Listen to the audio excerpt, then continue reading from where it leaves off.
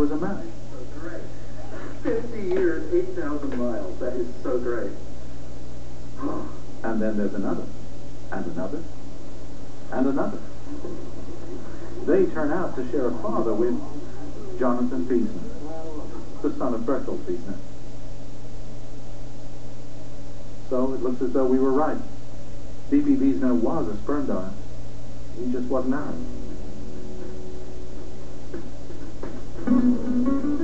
Jonathan Wiesner takes some of his new clan on his boat.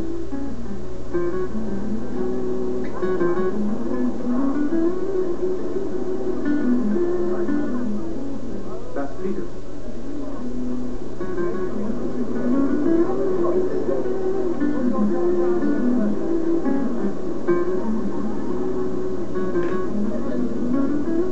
This is Shirley.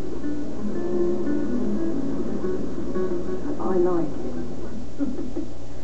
Yeah, I mean, he sailed close to the wind, didn't he? And I think he was a bit naughty. I just like what he did was dreadful, wasn't it? Just kind of breathing the ice, donating sperm here, there, and everywhere. But I can't dislike him for it, or we wouldn't be here, would we, if he hadn't done that? Shirley's social father had Huntington's, so she decided not to have kids. That's why she was told the truth. I wonder about offspring with sick fathers who were never told. This is Louise. It was a big day when she found out her biodad's identity. It never crossed my mind that I felt shame.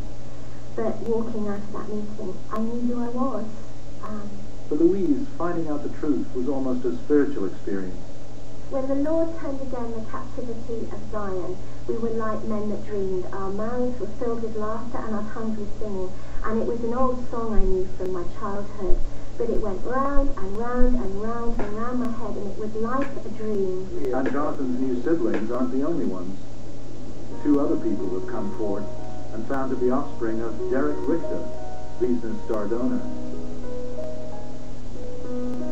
I've helped others find their clan. But when is our turn?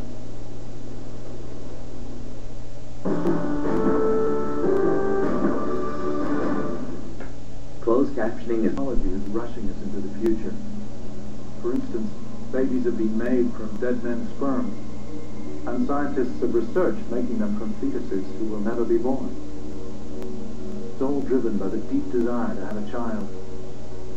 These things worry me. Maybe I just cling to some idea of family from the past. Maybe biological connections just don't matter anymore. Families are certainly being made in new ways. In Toronto, I meet Heather Carlson. Like me, she is an offspring from an anonymous sperm provider. And she has a son conceived through artificial insemination from a donor she knew. But I am interested in having another child, and if I were to do that, I would definitely use an anonymous donor. Family is who I know face to face. I've never thought of the donor who was used to conceive me as family. I've never thought of him as a father or a dad. I've always thought of him as a sperm donor. That's kind of why I've never thought I would even attempt to find out more information than I already have. Because I have to admit, I like the way the situation is now in Canada, where there's the availability of open identity, but it's not mandated that it's open identity, so there's an option.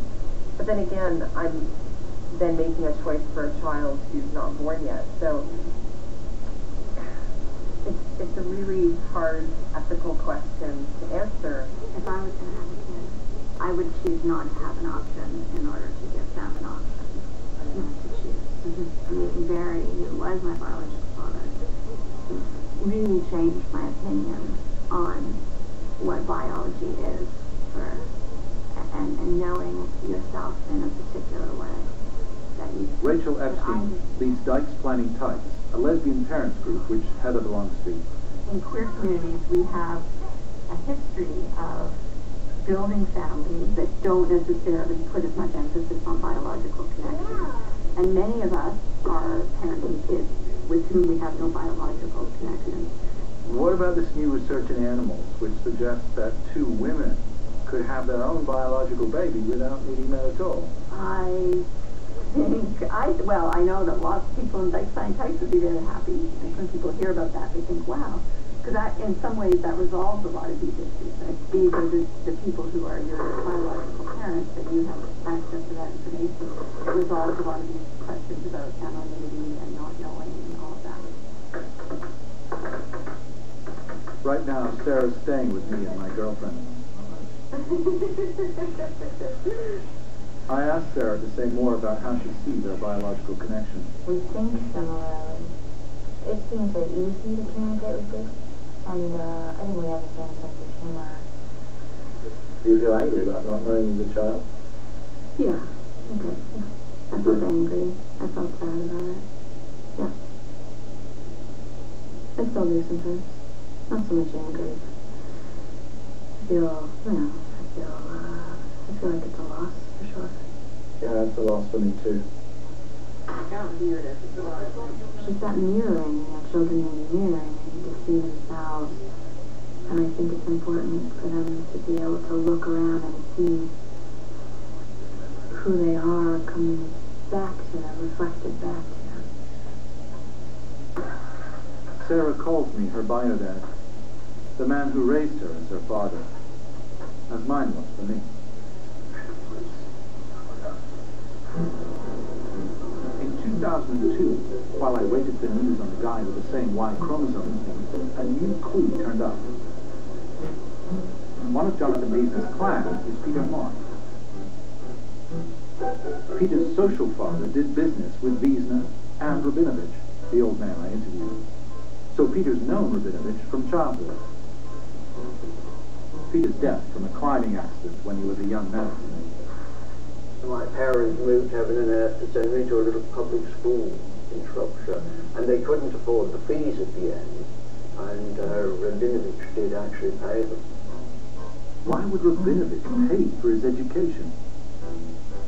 What's more, Peter says Rabinovich was not telling the truth when he said he was not a sperm provider. And that's not all. They mixed all the sperm up into a cocktail from several donors, and this was because of the legal situation. It was all very shady. It was like the bonded rum that they managed to get out during the war, you know. He still thinks it might have been Rabinovich because Rabinovich paid for his education, but Rabinovich thought he might have been Peter's father. Two possibilities.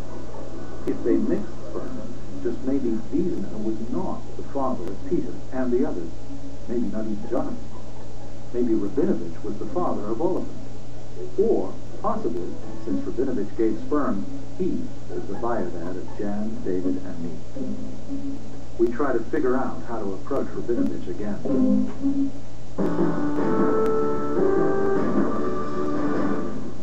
A lot. We've become official TV victims. I've been waiting to get in touch with you to find my dad, but you won't let me love Ryan. A very nice man sent the kids so I could be born. I get a little better at being an advocate. The system of anonymous sperm donation and egg donation should stop. But as the political battle heats up in the UK, there is opposition.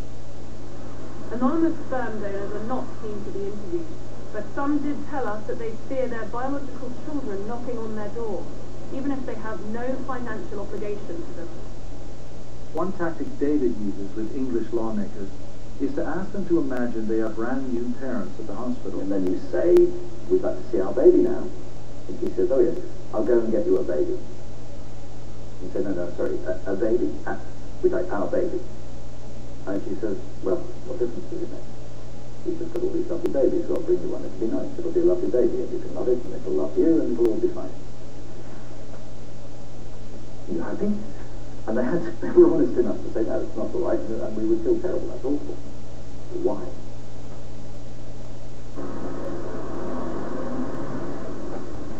Joe Rose's case against the UK government comes to court in 2002. The court agrees with Joe that this is a human rights issue. And, after a lot of campaigning, the UK law is changed, effective 2005. From today, people who donate their sperm and eggs to fertility clinics will lose their right to anonymity. It means children conceived in this way will now be able to trace their genetic parents once they reach the age of 18. But the law won't be retrospective, so people who have already participated won't be affected. The UK joins other countries around the world that have banned anonymity for future donors. But some fertility experts have warned that the number of donors could fall dramatically. The shortage of donors could get worse. But will this drive potential donors away?